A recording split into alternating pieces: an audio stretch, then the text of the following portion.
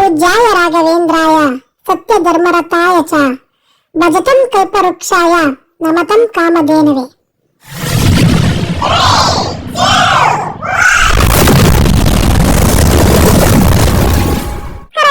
ಈ ಭೂಮಿ ಮೇಲೆ ಸ್ವರ್ಗ ಎಂದು ಹೆಸರು ಮಾಡಿರುವಂತಹ ಇವತ್ತು ನಾವು ಮಂತ್ರಾಲಯದ ರಾಯರ ಸನ್ನಿಧಿಗೆ ಬಂದಿದ್ದೀವಿ. ಇಲ್ಲಿ ಒಂದು ಮಾತಿದೆ ಗುರು, ಏನಪ್ಪಾ ಅಂತ ಅಂದ್ರೆ ರಾಯರ ಹತ್ರ ನಮ್ ಕಷ್ಟಗಳನ್ನ ಹೇಳ್ಕೋಬಾರ್ದಂತೆ, ಆದ್ರೆ ಕಷ್ಟದ ಹತ್ರನೇ ಹೇಳ್ಬೇಕಂತೆ ನಮ್ ಜೊತೆ ರಾಯರಿದ್ದಾರೆ ಅಂತ. ಏನಪ್ಪ ಈ ಮಾತಿನ ಅರ್ಥ ಅಂತ ಅಂದ್ರೆ ಕಷ್ಟನ ಭಯ ಪಡುತ್ತಂತೆ ರಾಯರು ನಮ್ ಜೊತೆ ಇದಾರೆ ಅಂತ ಅಂದ್ರೆ ಸೊ ಸೂಪರ್ ಅಲ್ಲ. ಹಾಗೆ ನಿಮ್ಗೆ ಮಾತಾಡ್ಬೇಕು, ಇಲ್ಲೊಬ್ರು ಒಂದ್ ವಿಷಯ ಹೇಳಿದ್ರು, ಏನಪ್ಪಾ ಅಂದ್ರೆ ನಾವ್ ಯಾರೂನು ದಿವಾಲಿ ಅಂತ ಹೇಳ್ಬಾರ್ದಂತೆ. ಅಂದ್ರೆ ಈಗ ಯಾಕೆ ದಿವಾಲಿ ಅಂತೆಲ್ಲ ಹೇಳ್ತೀವಲ್ಲ, ಅದನ್ನ ದಿವಾಲಿ ಅಂದ್ರೆ ಏನು ಇಲ್ದಲೇ ಇರೋರು ಅಂತ ಅರ್ಥ ಅಂತೆ. ಸೊ ನಾವ್ ಯಾವತ್ತೂ ವಿಶ್ ಮಾಡ್ಬೇಕಾದ್ರೆ ಯಾಕೆ ದೀಪಾವಳಿ ಅಂತ ವಿಶ್ ಮಾಡೋಣ, ದೀಪನೇ ಹಚ್ಚೋಣ, ನಮ್ಮ ಸಂಸ್ಕೃತಿನ ಉಳಿಸೋಣ. ಈಗ ನಿಮ್ಗೆ ಬೆಂಗಳೂರಿಂದ ಮಂತ್ರಾಲಯಕ್ಕೆ ಬರೋದಾಗೆ ಖರ್ಚೆಷ್ಟು ಬರುತ್ತೆ ಅನ್ನೋದ್ರ ಬಗ್ಗೆ ಎಲ್ಲ ಫುಲ್ ಡೀಟೇಲ್ಸ್ ಹೇಳ್ತೀನಿ. ಬೆಂಗಳೂರಿಂದ ಮಂತ್ರಾಲಯಕ್ಕೆ ಬೇಜಾನ್ ಟ್ರೈನ್ಗಳಿವೆ. ನೀವು ಬಜೆಟ್ ಪ್ಲಾನ್ ಮಾಡ್ಕೊಂಡ್ ಬರ್ತೀರಾ ಅಂದ್ರೆ ಒಂದು ಜನರಲ್ ಟಿಕೆಟ್ 150 ರೂಪಾಯಿ ಆಗುತ್ತೆ, ಬಟ್ ರಿಸ್ಕ್ ಆಗುತ್ತೆ. ಆದ್ರೆ ನೀವು ಮೊದಲೇ ಪ್ಲಾನ್ ಮಾಡ್ಕೊಂಡು ಸ್ಲೀಪರ್ ಕೋಚ್ ಬುಕ್ ಮಾಡ್ಕೊಂಡ್ರೆ ಬೆಸ್ಟ್ ಅಂತ ಹೇಳ್ತೀನಿ.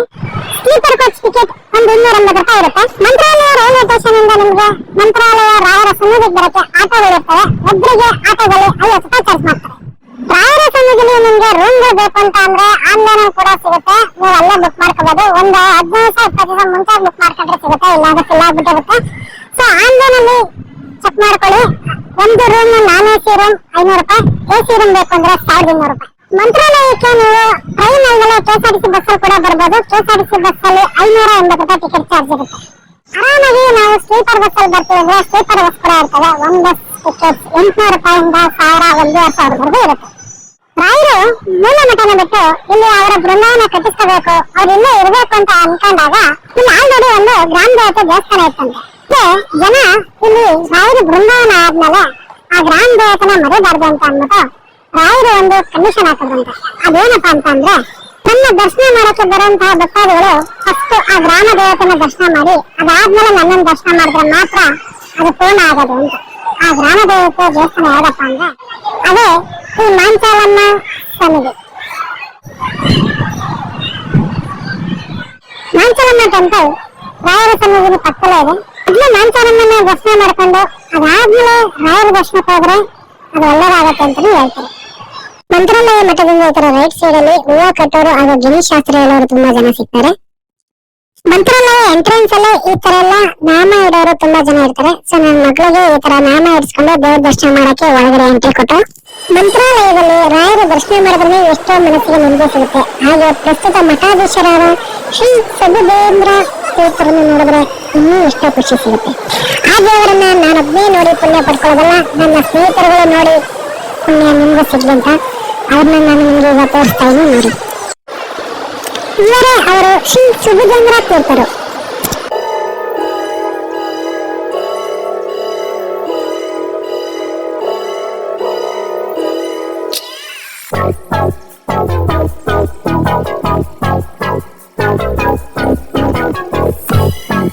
ಈಗ ನಾವು ಬಂದಿರೋದು ಮಂತ್ರಾಲಯ ಮಠದ ಅನ್ನದಾಸೋಹ.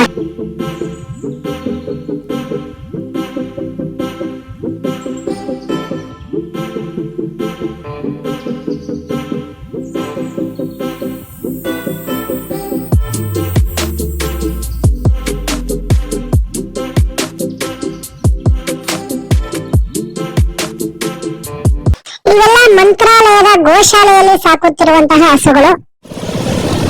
ನಾವೀಗ ಹೋಗ್ತಾ ಇರೋದು ಅಭಯಾಂಜನೇಯ ಸ್ವಾಮಿ ದೇವಸ್ಥಾನಕ್ಕೆ. ಈ ದೇವಸ್ಥಾನವು ಮಂತ್ರಾಲಯದಿಂದ ರಾಯಚೂರು ಮುಖ್ಯ ರಸ್ತೆಯಲ್ಲಿ ಮಂತ್ರಾಲಯ ದೇವಸ್ಥಾನ ಗೋಶಾಲಾ ಮತ್ತು ಸ್ವಾಗತ ಕಮಾನಿನ ಸಮೀಪದಲ್ಲಿ ಹೊಸದಾಗಿ ನಿರ್ಮಿಸಲ್ಪಟ್ಟಿದೆ. ಈ ಆಂಜನೇಯ ಸ್ವಾಮಿ ವಿಗ್ರಹ ಸುಮಾರು 33 ಅಡಿ ಎತ್ತರವನ್ನು ಹೊಂದಿದೆ. ಈಗ ನಾವು ಹೋದಾಗ ಇದೇ ಆಂಜನೇಯ ಸ್ವಾಮಿ ದೇವಸ್ಥಾನದ ಮುಂದೆ ಶ್ರೀರಾಮನ ವಿಗ್ರಹವನ್ನು ಪ್ರತಿಷ್ಠಾಪಿಸುತ್ತಿದ್ದಾರೆ. ಅದು ನಮಗೆ ಖುಷಿ ಪಡುವಂತಹ ಇನ್ನೊಂದು ವಿಷಯ.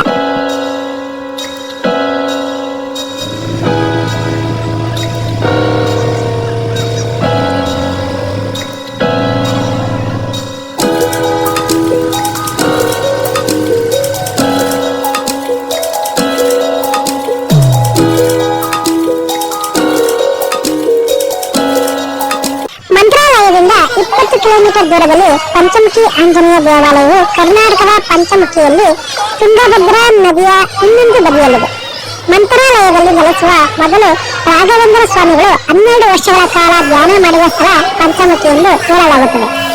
ಈ ಪ್ರಸಿದ್ಧ 5 ತಲೆಯ ಆಂಜನೇಯ ದೇವಾಲಯವು ಬೆಟ್ಟದ ಮೇಲೆ ನೆಲೆಗೊಂಡಿದೆ ಮತ್ತು ಇದು ಬಹಳ ಪುರಾತನವಾಗಿದೆ. ಹನುಮಂತನ ವಿಗ್ರಹವು ಬೃಹತ್ ಬಂಡೆಯ ಮೇಲೆ ಸ್ವಯಂ ಅವತಾರವಾಗಿದೆ ಎಂದು ನಂಬಲಾಗಿದೆ.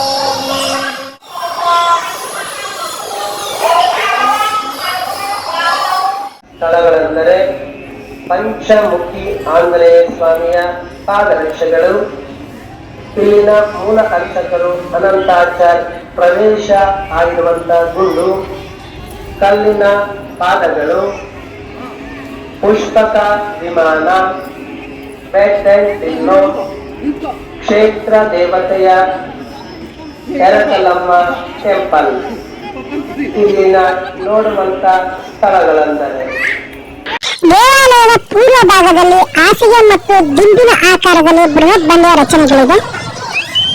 ಪಂಚಮುಖಿಯಲ್ಲಿ ಬದನೆಕಾಯಿ ಬಜ್ಜಿ ಅಂತಾನೆ ತುಂಬಾ ಫೇಮಸ್. ಇಲ್ಲಿ ಯಾರ್ಯಾರು ಬಜ್ಜಿ ತಿಂದಿದ್ರ ಕಮೆಂಟ್ ಮಾಡ್ತಾ ತಿಳಿಸಿ. ಹಾಗೆ ಇಲ್ಲಿ ಹೋದವರು ಮಿಸ್ ಮಾಡಿದ್ರೆ ಬದನೆಕಾಯಿ ಬಜ್ಜಿನ ತಿನ್ನಿ ಅಂತ ಹೇಳ್ತೀನಿ.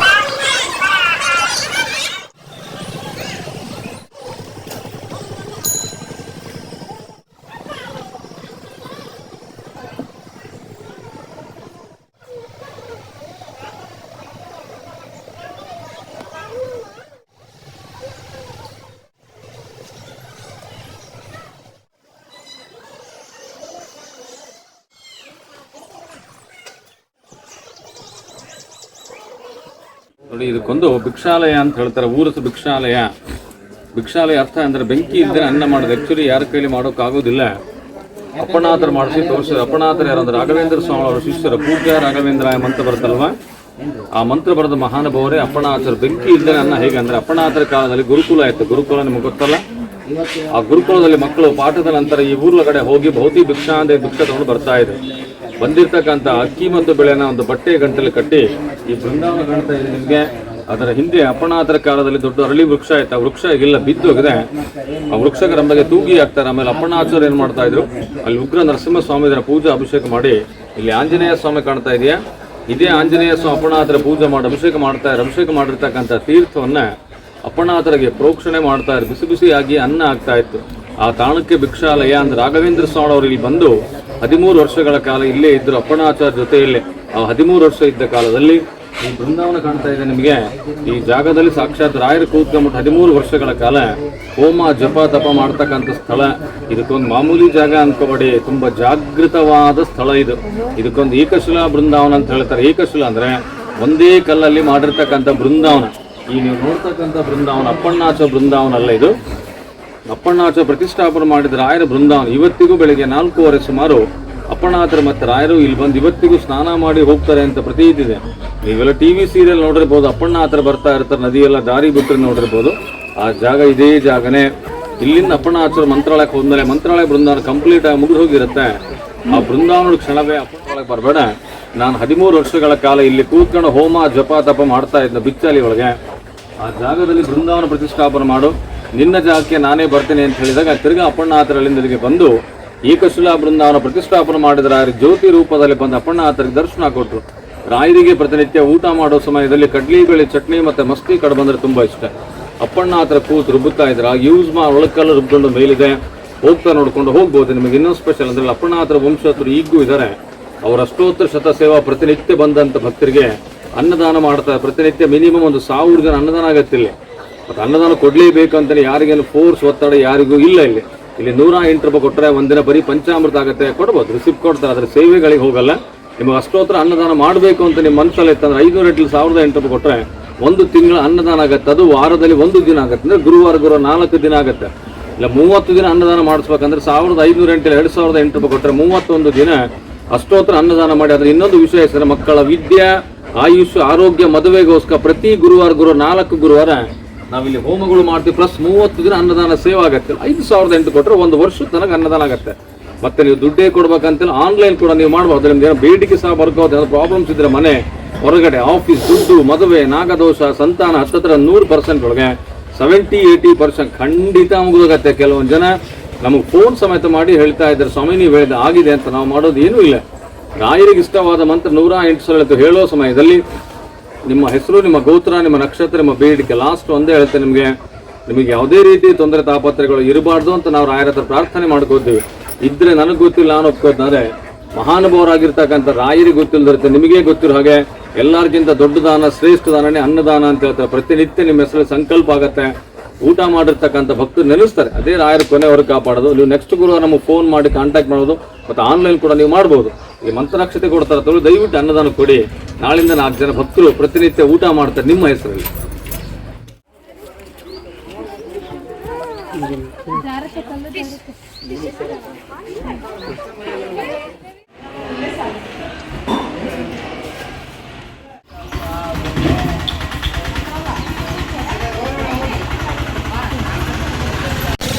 ನಿಮ್ಗೆ ಇಷ್ಟ ಆಗಿದ್ರೆ ಲೈಕ್ ಮಾಡಿ, ನಿಮ್ಮ ಅನಿಸಿಕೆಗಳನ್ನು ಕಮೆಂಟ್ ಮೂಲಕ ತಿಳಿಸಿ. ಇನ್ನೂ ಹೆಚ್ಚಿನ ವಿಡಿಯೋಸ್ಗಾಗಿ ನಮ್ಮ ಚಾನಲ್ ಅನ್ನು ತಪ್ಪದೆ ಸಬ್ಸ್ಕ್ರೈಬ್ ಮಾಡಿ. ನೆಕ್ಸ್ಟ್ ವಿಡಿಯೋದಲ್ಲಿ ಸಿಗೋಣ. ಅಲ್ಲಿವರೆಗೂ ಟಾಟಾ, ಬಾಯ್.